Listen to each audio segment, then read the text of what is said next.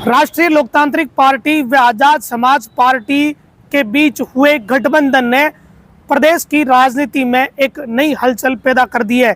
विशेषकर मारवाड़ की करीब 35 सीटों पर नए समीकरण देखने को मिल सकते हैं। चुनावों में जातीय समीकरण हमेशा मायने रखते हैं और इस बार हनुमान बेनीवाल ने इसी चीज को साधने की कोशिश करी है। हनुमान बेनीवाल ने जब से आरएलपी का गठन किया तब से वो कोशिश कर रहे हैं कि आरएलपी पार्टी में जो दलित समाज से जुड़े हुए नेता है वो जुड़े, ताकि वो अपनी पार्टी को मजबूत कर सके।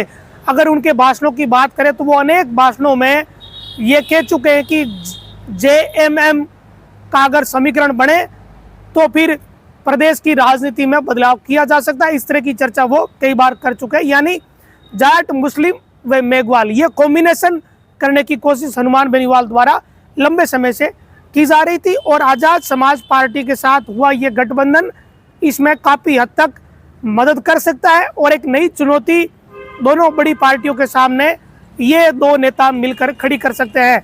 अगर ऐसी सीटों की बात करें तो नागौर जिले में मेड़ता, जयल, फिर भोपालगढ़, बिलाड़ा, सोजत, ये कुछ ऐसी सीटें हैं जहां आरक्षी सीटें हैं और यहाँ पर वोट मायने रखते हैं। एसी के प्रत्याशी चुनाव मैदान में उतरेंगे और उनके साथ कौन सी बड़ी जाति जुड़ेगी वो बहुत मायने रखेगा। और इसी बात को हनुमान बेनीवाल ने पहले ही समझ लिया था जब राष्ट्रीय लोकतांत्रिक पार्टी की मेड़ता की प्रत्याशी ने चुनाव जीता था।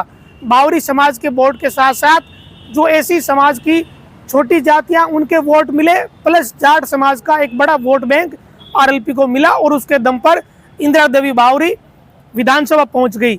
ये बात सभी को पता है कि उसके बाद से ही हनुमान बेनीवाल इस तरह के समीकरण बनाने लगे कि ऐसी पार्टी से उनका गठबंधन हो जिसके पास दलित समाज का वोट बैंक हो। इसके लिए सबसे पहले कोशिश की गई बसपा के साथ, लेकिन बसपा के साथ तालमेल नहीं बैठा। हनुमान बेनीवाल ने भरसक प्रयास किए कि जैसे तैसे बसपा के साथ उनका गठबंधन हो जाए। वो खुले मन से कई बार सार्वजनिक भाषणों में भी इस तरह की बात कहते रहे कि उनकी कोशिश चल रही है कि इस तरह का गठबंधन हो, लेकिन पार नहीं पड़ी।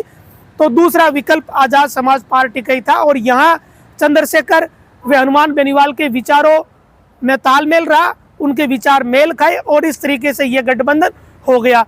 अब आजाद समाज पार्टी की बात करें तो आजाद समाज पार्टी को ज़्यादा कोई राजस्थान से बड़ा लेना देना नहीं है। यहाँ उनका धीरे धीरे प्रभाव क्षेत्र बढ़ रहा है, लेकिन उतना नहीं है कि वो कई सीटों को प्रभावित कर सके। इसी कारण वो आसानी से आरएलपी के साथ जुड़ गए और अब नए समीकरण राजनीति में बनते हुए दिखाई दे रहे हैं। विशेषकर मारवाड़ की जो करीब 35 सीटें हैं, यहाँ नया तरह का समीकरण बनता हुआ दिख रहा है और जब आरएलपी अपनी पहली सूची जारी करेगी तब इसका असर देखने को मिलेगा और ये संभावना जताई जा रही है कि आज शाम तक आरएलपी अपनी पहली सूची जारी कर देगी।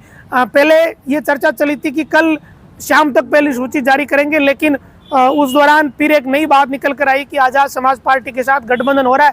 तो गठबंधन को लेकर प्रेस कॉन्फ्रेंस की गई, तमाम तरह की चीज़ें हुई। कुछ नेताओं ने आरएलपी को ज्वाइन किया और वो जो टिकट की पहली सूची है वो सामने नहीं आई, लेकिन आज ये सूची आरएलपी की सामने आने की 100% संभावना है और करीब 1 दर्जन प्रत्याशी आज आरएलपी और ये जो आजाद समाज पार्टी का गठबंधन है ये चुनाव मैदान में उतार देगा।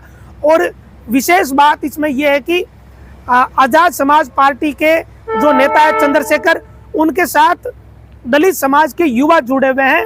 वो युवा अगर हनुमान बेनीवाल के साथ जुड़ते हैं तब इसका असर देखने को मिल सकता है। अब जब चुनाव के परिणाम आएंगे तब पता चलेगा कि ये जो नया गठबंधन हुआ है ये मारवाड़ की राजनीति या राजस्थान की राजनीति में कोई असरकारक साबित होगा या नहीं होगा। जब चुनाव का परिणाम आएगा और इस गठबंधन को कितनी सीटें मिलेगी तभी जाके ये चीजें साफ हो पाएगी कि इस गठबंधन का कोई बेनिफिट आरएलपी व आजाद समाज पार्टी को मिला है या नहीं मिला है।